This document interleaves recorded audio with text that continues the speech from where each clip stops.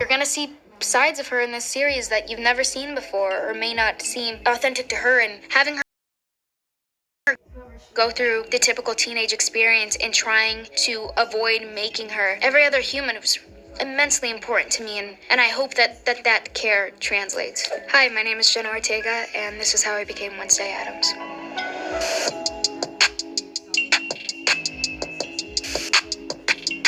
I first heard about the role of Wednesday shooting a horror film with A24 called X, and I got an email one day that Tim Burton wanted to meet with me for the role of Wednesday Addams. I was pretty taken aback. I didn't know if he had any familiarity with who I was, but then also Wednesday I actually was compared to my entire life, so it was just kind of a weird circumstance. I kind of felt like I was being pranked or something. I was always compared to Wednesday, because I'm very dry, and I don't think people can tell when I'm being serious or when I'm being sarcastic.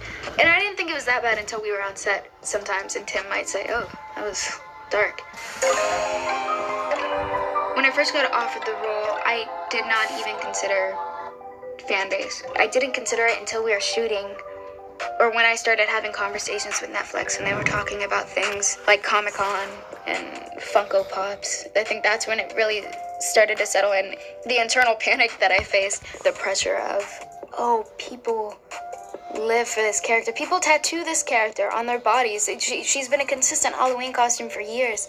I still panic about her. I still lay awake at night staring up the ceiling thinking, I should have done this. It's been done so flawlessly in the past. And that wasn't a trait of Wednesday. That's something that Christina started. It is scary. It's a lot of pressure. And you want to do justice to someone like her. And there's a lot of anticipation and expectation. And what an incredible job. And I think that I had to go to work every day and remember, it's a Netflix show.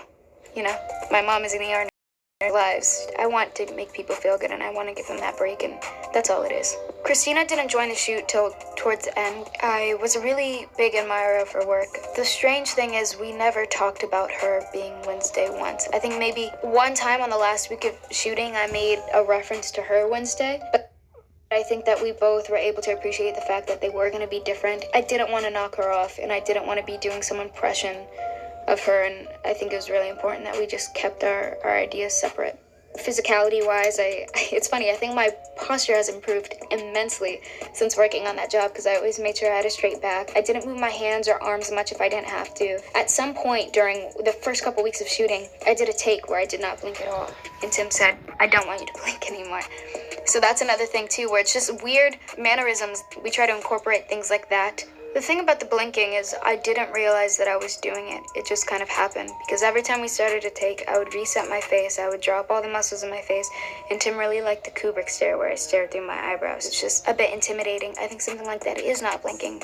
Clearly it struck something with him, and I trust his opinion so much because he's Tim Burton. It's funny watching him work. When he genuinely appreciates something, he gets excited like a kid. And I also didn't want to seem like I was doing too much with my voice, but I think that there is something about her that is formal. I mean, she's so intelligent. She has incredible vocabulary. I'm stubborn, single-minded, and obsessive. But those are all traits of great writers. And serial killers. I kind of altered my pitch a little bit, I think at times, and also the way that I pronounce certain words. I know that they wanted to bring some sort of realistic aspect to her and make her more of a human being. So I tried, and maybe in more dramatic scenes or more intense scenes, to kind of drop it a little bit. Attempted murder charges.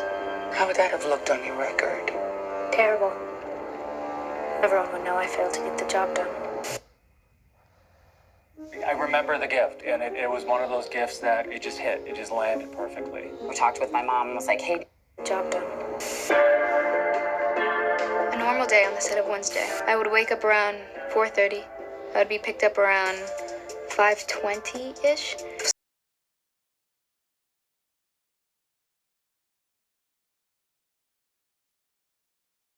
So I do 12-hour days. We would have rolling lunches, so we just eat when we could. After shooting, I might have a couple of lessons. I might go to stunt rehearsal to learn the fight sequence that we have going on for the next day, so I'd do that for an hour, and then I might have a cello lesson, and then I go home. That was my day. That was my life for 8 months in Romania. The first time I went on set, I had a walkthrough with Tim. And the first set that I saw was the dorm room, Enid and Wednesday's dorm room, and it was wonderful. They had just put up the stained glass, but I remember also being a bit nervous or a bit, okay, this is gonna be my environment, kind of feeling it out, and it was helpful because I was just getting to know the beautiful, wonderful Emma Myers for the first time. He plays Enid. The dynamic between Wednesday and Enid is one of my favorite dynamics in TV. You know, it's dark storm cloud and sunshine. It's always so fun to play off of one another, and it's very rare that I meet someone and feel instantly connected or comfortable with them, and Emma has always been that person, and I think anyone would with her. She's that kind and genuine of a person, and another one of my favorite people on this planet. First season of a show, we did kind of just jump into it. There was a lot of different things we were doing: archery, fencing, canoeing, cello. When you do a television series, I feel like first season you're still discovering the character in yourself, because we've never seen Wednesday as a teenage girl. She's always been an 8-10-year-old, and you know, when young children say really dark things so genuinely, it's very sweet and charming in a sense where, you know, as soon as someone gets older and they become teenager, it's kind of nasty. It's a weird game to play, especially when all anybody wants to see is Wednesday be rude. That's the charming thing about her. She says what everybody wishes they could say. When I look at you, the following emojis come to mind: rope, shovel, hole. It was something that I tried to play too at certain beats of the show, where if she did have disagreements with someone or something she did do to somebody else was inconsiderate, it was never coming from malicious intent, but just genuine misunderstanding, bringing that layer of innocence back, or genuine appreciation for all things a bit more gothic. But we've never spent this much time with Wednesday. She's always been the one-liner, she's always been the one-off, and you're gonna see sides of her in this series that you've never seen before or may not seem authentic to her, and having her go through the typical teenage experience and trying to avoid making her every other human was immensely important to me, and I hope that care translates. I do remember though, in the second episode, I'm playing with this telescope and I'm seeing something in the water, and when I was doing it, I kind of did the eyebrow waves and we were playing with it a bit, and I told Tim, I said, I feel like a silent film actor, which I've always wanted to do silent film, and it was really exciting for me because I felt like that really encouraged mannerisms or kind of balanced the aspects of surrealism and realism in the film, and that's something I think that he really appreciated as well. So we kept saying, oh, it's like a silent movie, it's like a silent movie.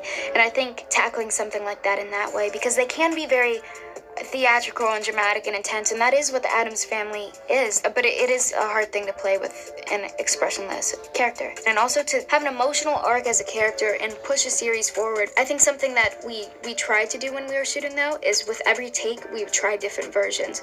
We'd do the flat version, we'd do a version with vocal inflection, a version with expression, so much trial and error, all on camera too. I appreciated Tim too, because if I told him, I said, hey, be straight with me, is this awful? And he would tell me yes or no. By the way, he never called me awful. He's too sweet. You work with someone like Tim, it's like he doesn't even know his own name. Someone with a name like his could very easily use it as an excuse to treat people poorly, and I never got that from him once.